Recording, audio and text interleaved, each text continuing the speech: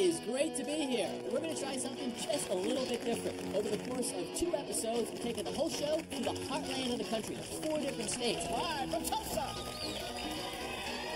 Hello, Little Rock. It is great to be here in Memphis, Tennessee at Graceland. Good morning, Wichita. When you want a totally random planting, you got to be totally random. We're going to make some house calls, and you can bet we're going to have some fun along the way. I think I did pretty good. What do you say? We get to it.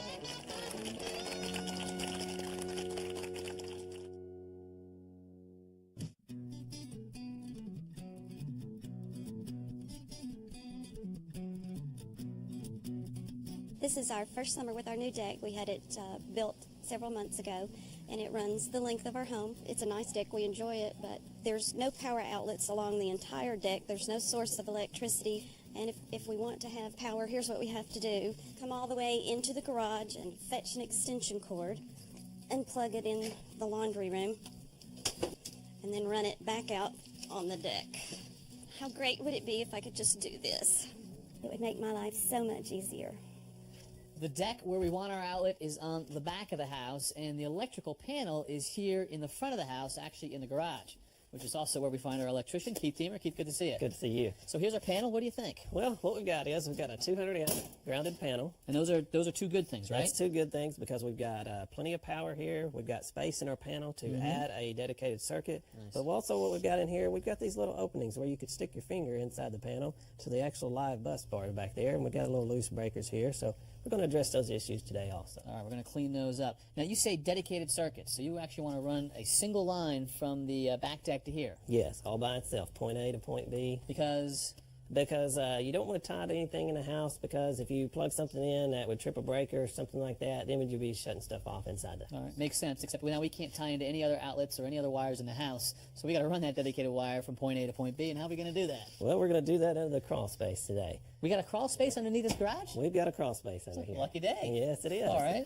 And so this paneling here is already been taken off at one time, so we're just going to pop that back off.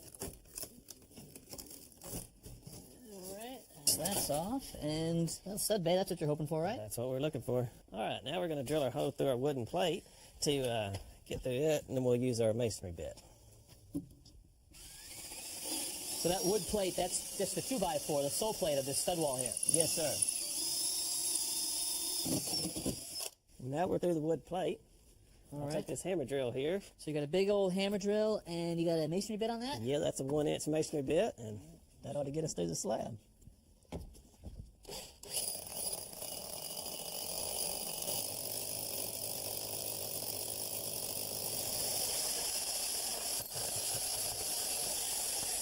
Looks like you went through, right? Yep. Kevin, why don't you run upstairs and push us a fish wire down, and we'll get this in there.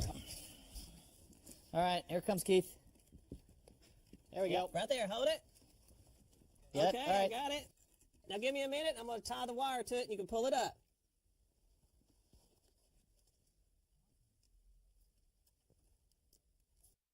You can pull it up now, Kevin. All right, I got it. All right, what we're going to do here, Kevin, is we're going to sleeve this wire with some conduit, just so we'll have something to fasten it to the bottom of this concrete slab, since we don't have any wooden floor joists to attach to. So we just couldn't staple the wire up to this. You got to use the conduit to hold it in place? Right, and that's just going to protect the wire and just keep it from sagging. This yellow Romex here, as long as it's yellow, it's rated for 20 amps. All right, to hold that conduit to the corrugated metal, we've got a clip right here that goes around the conduit. But this has got to go through the corrugated into concrete, so we've got to drill a pilot hole for the screw, and you've got another hammer gun. Another hammer drill for that.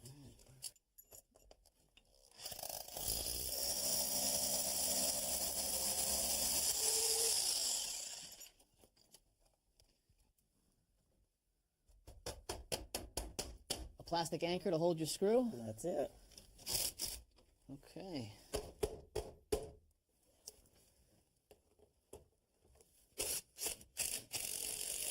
Okay, that's not going anywhere. Vicki showed us up on the deck where she wanted the outlet located, so Keith is just below where we're going to put it, and now we've actually got to get the cord out of the basement, so we got to go through the brick wall.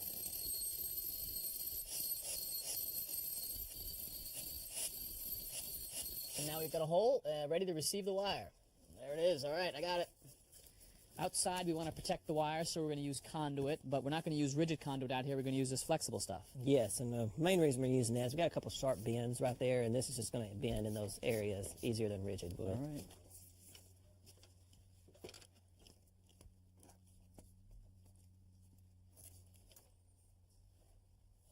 And now we just have to get the wire up through the deck.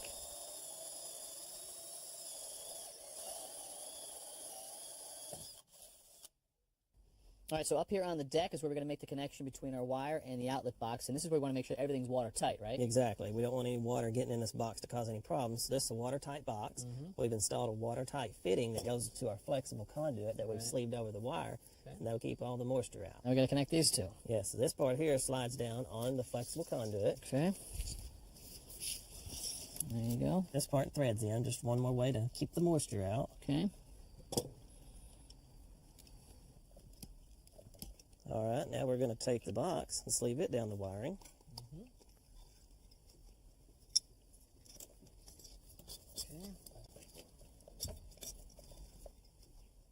I just want to make sure that gets down in the connector real good.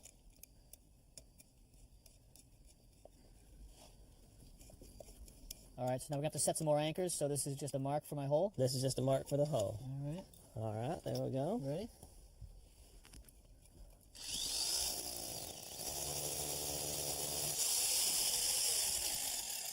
Okay.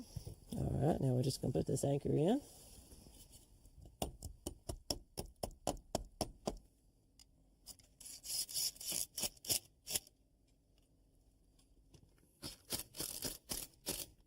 Oh, that's not going anywhere. Nice. Just cutting that sheathing off. That's all I'm doing. Finally get to do some electrical work. Finally. All right, what we're doing here, Kevin, we're just grounding the wire to this metal box, because anytime you use the metal box, the box itself has to be grounded. What we got here, Kevin, this is a weather-resistant GFCI. So GFCI is ground fault circuit interrupter, which means if this ever gets wet, it's just going to trip instantly. Exactly. Any nicks in your cords, they get a little mildew or dew on them, it's going to trip. Okay. The green screw is the ground screw. So you're not actually wrapping it around the screw, you kind of just stuck it in the back like a backstab? Well, it's not really like a backstab, because when I tighten this screw down, it actually is clamping down on the wire. Okay. Same process for the neutral? Exactly, and the silver screw marks where the neutral wire goes.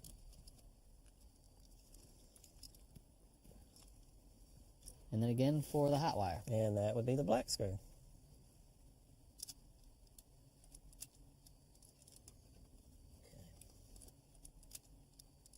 All right, so you're just prepping the cover by hitting those 4 knockouts? Exactly, that's for our 4 screws that we're going to screw into our box, and it has a gasket on the back to keep the water out. But I'm also going to put just a little bit of silicone, because I've found over the years they tend to leak just a little bit there at the top. All right. And we'll just put our 4 screws into our box. And that's going to compress the rest of that gasket nice and tight? That's what it's going to do. This covers the outlet, and you can also have the door closed while you have a cord plugged in. We are in business out here. What are we going to do, make the connection back in the box? That's what we've got to do next. Let's go. There's the wire. All right, what we're doing here, Kevin, is we are putting a Romex connector on the wire, and this is going to fasten it to the panel box. And that gets a nut. I got it. There you go. All right, so that wire is secure to the box. That's not going anywhere. That's secured in place now. Now we're going to make our connections. Now it's the time to install our 20-amp breaker. Okay. It just clicks right in there. Just clips right in. And now the wire. Now the wire to it.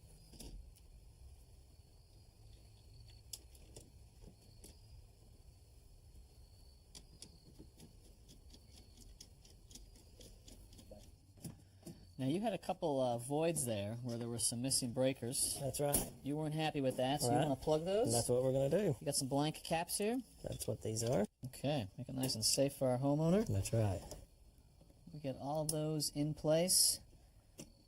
We turn the power back on, and we're going to have ourselves a working outlet out on the deck. That's right. And that'll keep anybody from sticking their fingers in. We're just going to turn our power back on. This is all safe and secure. All right, that means we've got ourselves a new dedicated 20-amp outlet that is waterproof out on the back deck. That's exactly what we got. Nice job, Keith. Thank you very much. You're welcome. Thank you.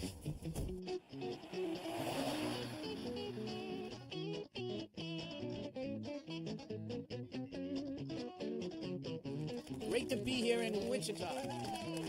We're going to have some fun today. Roger Cook is going to teach us everything we need to know about bulbs. What types, when to plant it, and how to plant it. So, Roger, what do you say? We get started, huh?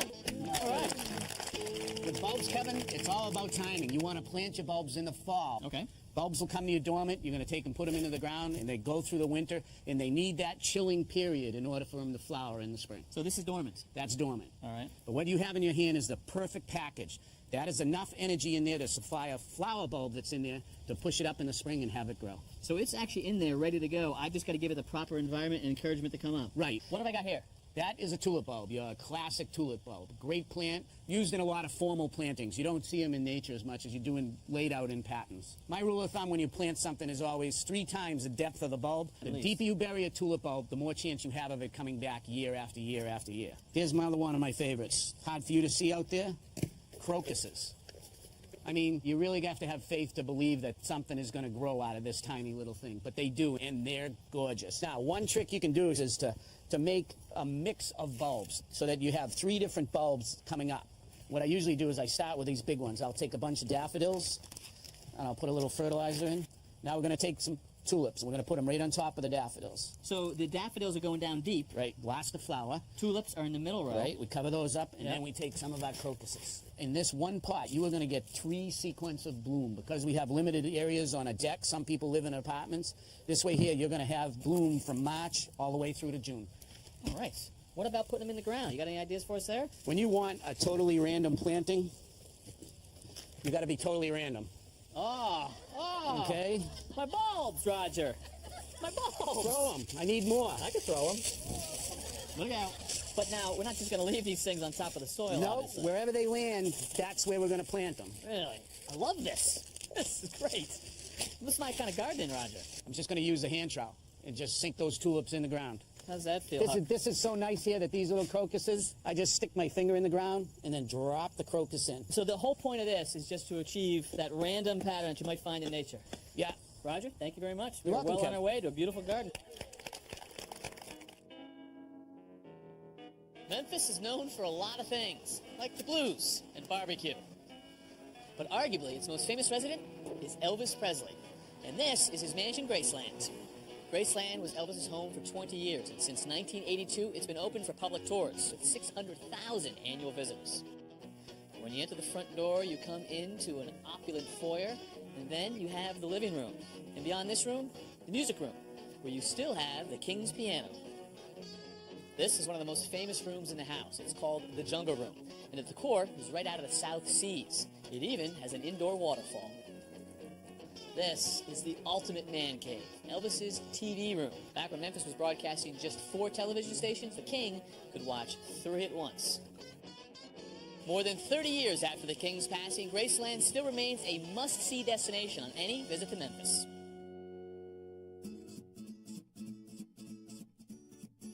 When we bought this house 2 years ago, the only thing we liked about this kitchen was the granite countertops. We put in a new glass tile backsplash, we've put in recessed lighting, we replaced all the appliances.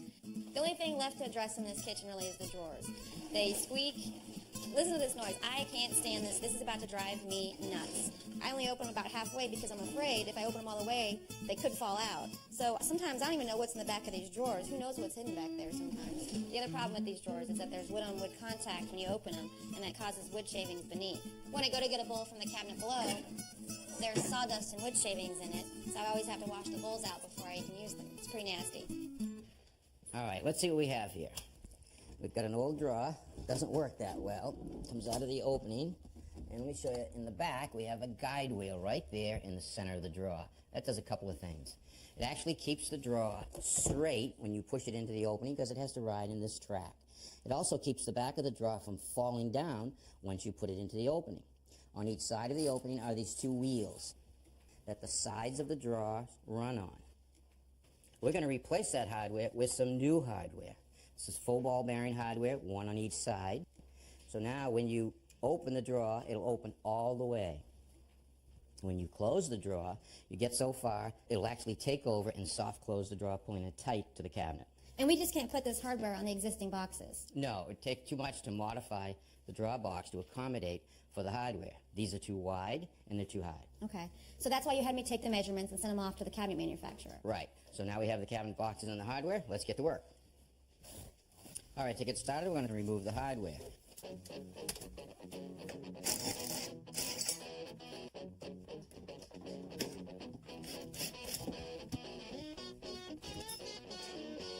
Hey, Tommy, here's one of the new drawer boxes. All right, great. These boxes are really well made. They're pre-finished maple on the inside and the outside. All of the joints are dovetailed, so they're really strong and they'll last long. Another thing is the cabinet maker made a notch right here when they made the drawer boxes to accommodate for the drawer runners. Now we have to think about mounting the drawer runners into the cabinet boxes. We want to make sure that they are square to the front, both up and down, and left and right, and also parallel. Now we have to mount the bracket inside the box using these brackets right here. It's going to slide into the slot that's on the runner. Now we're ready to mount these inside the cabinet. I want to make sure these are positioned correctly. There are a number of ways to establish a location for these brackets that go in the back of the cabinets. The way I did it is I put the bracket into the drawer runner and I set it on top of the rail like that. So now I set my scribes the distance from the underside of the countertop to the top of the bracket. I can then transfer that measurement inside the cabinet, and that will get my height for the bracket. Now we have to think about how the drawers are going to attach to the runners. On the underside of the front, we have to attach these clips right here. That will attach the runner to the drawer. It will also allow us to remove the drawer from the cabinet. Now we want to pre-drill a couple of holes.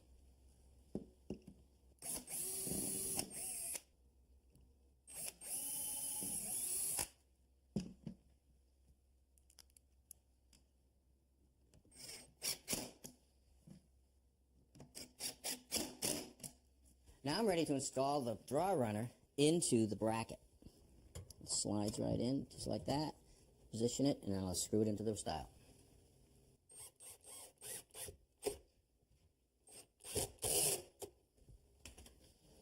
All right, our new drawer boxes are in, and now we want to reinstall our old drawer fronts. That's great, Tommy. I'm glad we get to reuse these. All right, but there is a slight problem.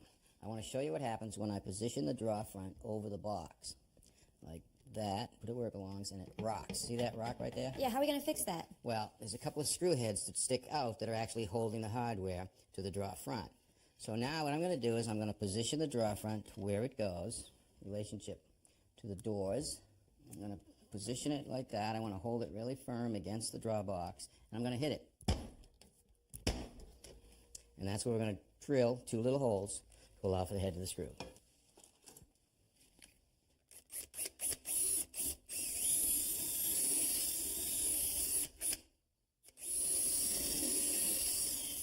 Now we pre-drill a couple of holes in the drawer box that are going to hold the face to the drawer box.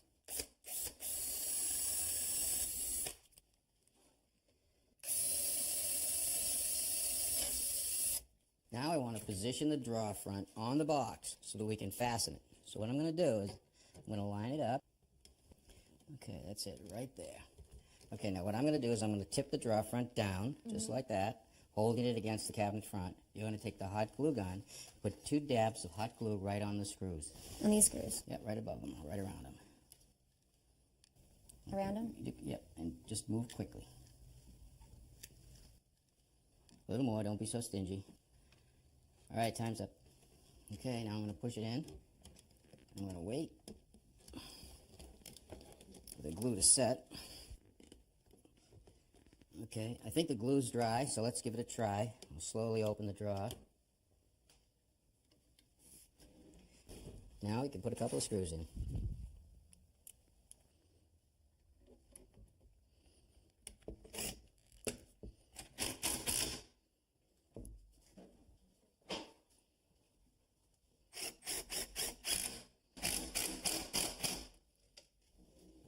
All right, Jamie, what do you think? These look great, Tommy. Look how far they open now. I have all this space. I can actually reach it. There's no rattling. And when I shut them... They close on their own. Nice, soft close. Thank you so much, Tommy. I couldn't have done it without you. It was my pleasure.